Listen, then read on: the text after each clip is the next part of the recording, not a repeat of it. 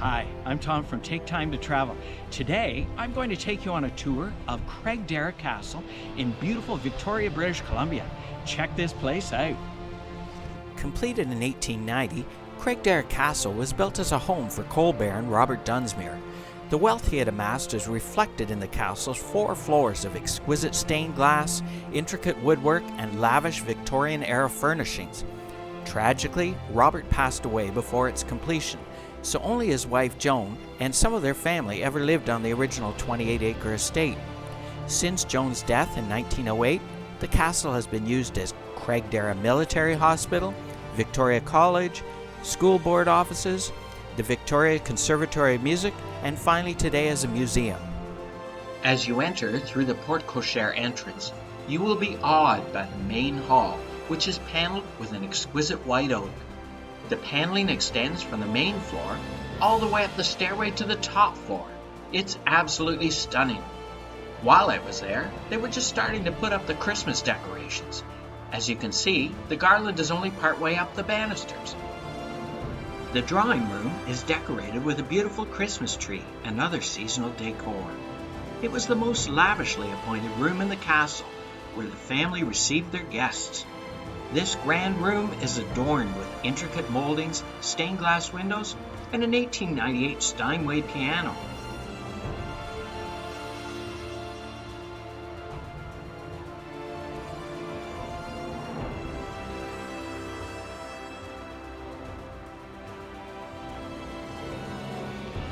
The original hand-painted and stenciled ceiling has been artfully restored to its former glory.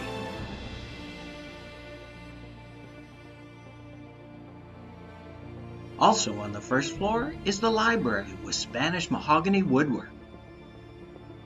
The door to the right of the built-in sideboard in the dining room was used by the servants for access from the pantry. The 3 large gold frame paintings, 2 carved deer wall panels, and the dining table and matching chairs are original to this room.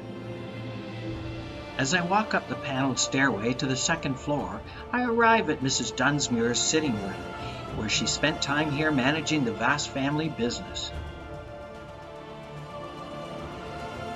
This room was the original location of Joan's ensuite bathroom. However, the wash basins, dental basin, and toilet stalls date to 1919, when it was used as a military hospital. This bedroom is possibly the bedroom of Dunsmuir's daughter, Jessie.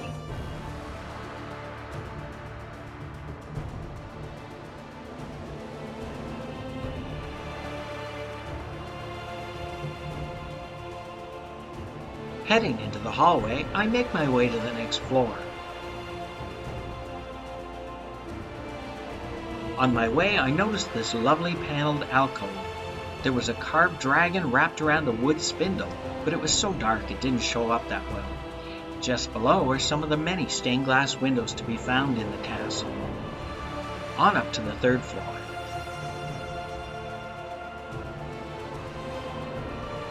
From the landing on the 3rd floor, you get a spectacular view of the wood paneling throughout the stairwell. It is believed that this is the bedroom of Robert Dunsmuir Harvey, orphan grandson of Mrs. Dunsmuir. The Dunsmuir's daughter, Effie, may have used this as her bedroom.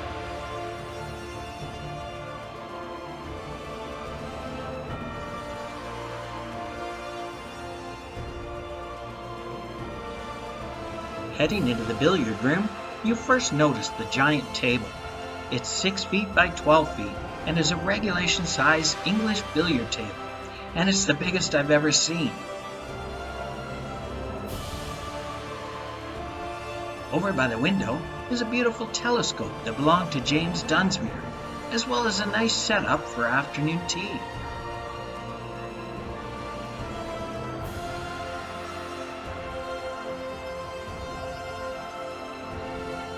Heading up the staircase to the 4th floor of Craigdarroch Castle, you again notice the beautiful woodwork throughout and the marvelous alcove with stained glass windows.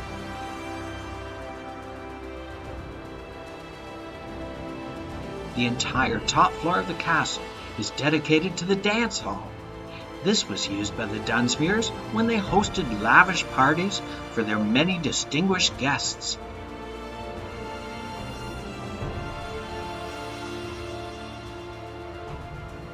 Up into the tower, we're at the highest point in the castle. The floor tiles here came from the Minton Tile Company in England. The Dunsmuirs would have enjoyed panoramic views of Victoria from here.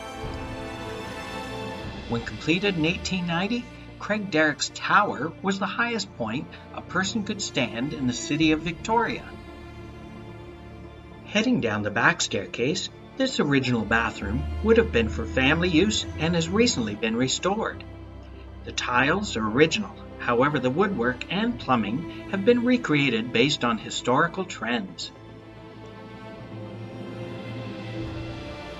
This bedroom would have been used by one of the live-in servants.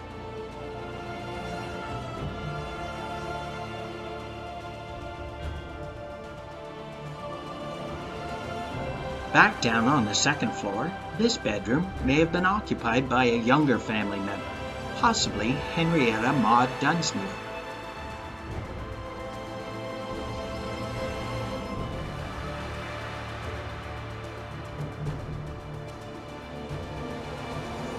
Back on the main floor, we have the smoking room.